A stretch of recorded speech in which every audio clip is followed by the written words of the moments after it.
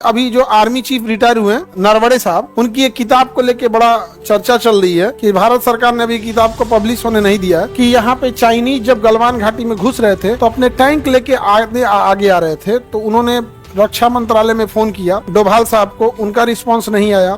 रक्षा मंत्री इनका राजनाथ सिंह का रिस्पांस नहीं आया। उधर से चाइनीज आगे चढ़ते जा रहे थे। हम कोई सलाह थोड़े मांगने गए थे आपसे कि जो आपको उचित लग रहा है करिए। आप आदेश दीजिए मारना है कि नहीं मारना है। आर्टिलरी गन जो थी वो रेडी थी मारने के लिए, लेकिन आदेश ही नहीं आया। हम देशभक्ति सामने वाले देश देख के दिखाते हैं।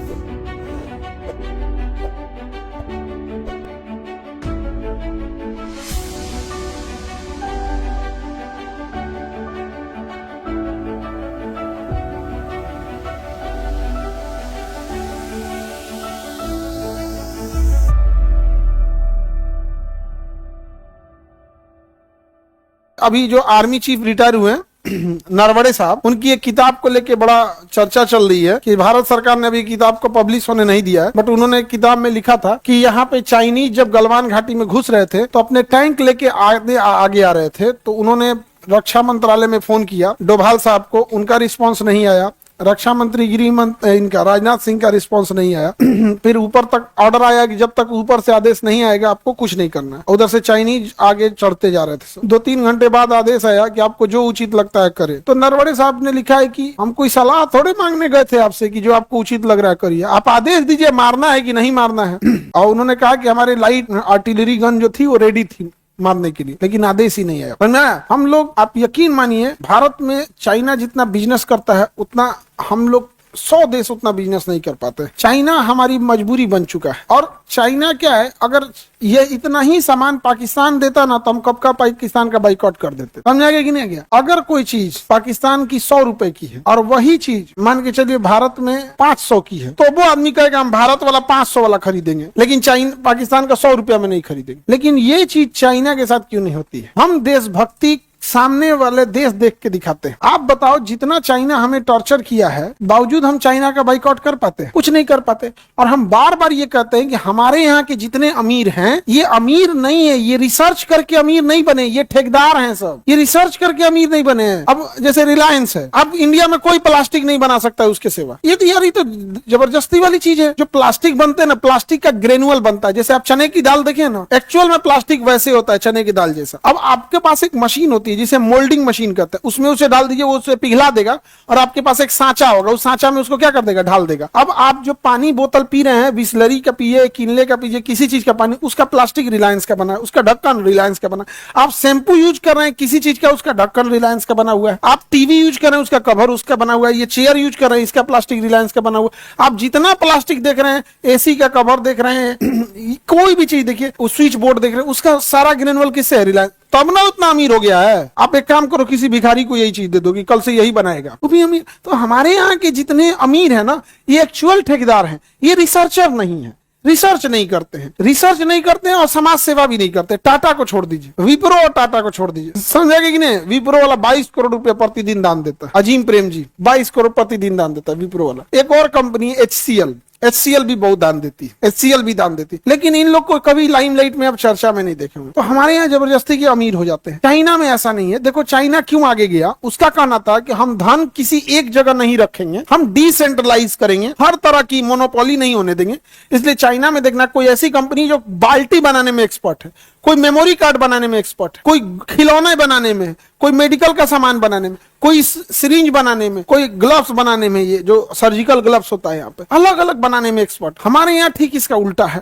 हमारे यहाँ 2-4 बड़े बड़े उद्योगपति को अमीर बनाया जाता है। देखो तुम्हें बताते ना, आज नहीं तो कल तुम देखना, ये जितने अमीर घूम रहे हैं 3-4 ठो इंडिया में सबसे अमीर ये बहुत अमीर हो जाएंगे, उसके एक दिन देश छोड़ के लंदन शिफ्ट हो जाएंगे। बात किसी के अमीर होने, डिसेंट्रलाइज करना है। 140 करोड़ लोग हैं, हमें सबकी सिक्योरिटी का ध्यान रखना है, इसलिए हर चीज सबके पास होनी चाहिए। मेडिकल इनके पास, इंफ्रा इनके पास, बिजली इनके पास, तो रेलवे इनके पास, एयरपोर्ट, ऐसे एक ही के पास सब होगा और देश छोड़ के भाग जाएगा। अब आप बताओ, कल को अगर देश छोड़ के शिफ्ट हो जाए, हम लोग क्या कर रहे हैं? नीरव मोदी का क्या कर लिए हम लोग, विजय माल्या का क्या कर लिए हम लोग, मेहुल चोकसी का क्या कर दिया? 14,000 करोड़ लेके गया पीएनबी घोटाला। नीरव मोदी मेहुल चोकसी वाला ये जो पीएनबी घोटाला था ना, 14 क्या कर लिए हम लोग? कुछ नहीं। तो डिसेंट्रलाइज, चाइना ने क्या कर लिया? डिसेंट्रलाइज कर दिया। अब कुछ नहीं कर सकते। जैसे भारत में एजुकेशन डिसेंट्रलाइज है, 5 गो टीचर चल जाएगा भारत छोड़ के, कोई फर्क नहीं पड़ेगा, जो मर जो फर्क पड़ेगा नहीं।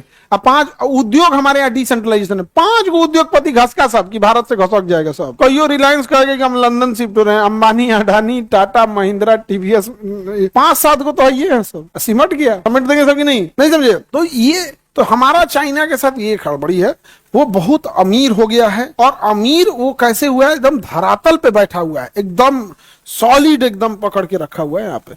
उसका एक उद्योगपति देश छोड़ के जा रहा था, तो जहाज में बैठ गया और जहाज उड़ गई और चाइना की सीमा पार हो गई, और खुशी से मैसेज किया अपने कंपनी वालों को कि अब मैं आजादी से रहूंगा, ये है, मैंने चाइना से बहुत लूटा। उस ससुरा पायलट को फोन किया, पायलट घुमा के जहाजिया लेके चला आया। चाइना जहाज छोड़ चुकी थी घुमा के लाया।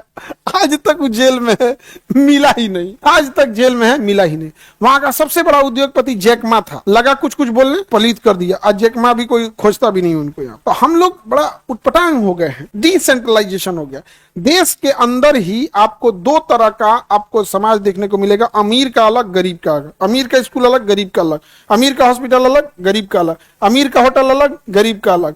एयरपोर्ट, रेलवे स्टेशन पे अमीरों की ट्रेन अलग है, वंदे भारत। गरीबों के लिए जनसाधारण। बाथरूम में 13 गो बाथरूम में 13 गो घुस के जाए। ये वंदे भारत किसका है? अमीरों के लिए, समझाया? तो चाइना जो इधर से चला है ना, उसके पास इतना पैसा है जिसका कोई हद नहीं। हमारे देश की इकोनॉमी एकदम गिर गई है।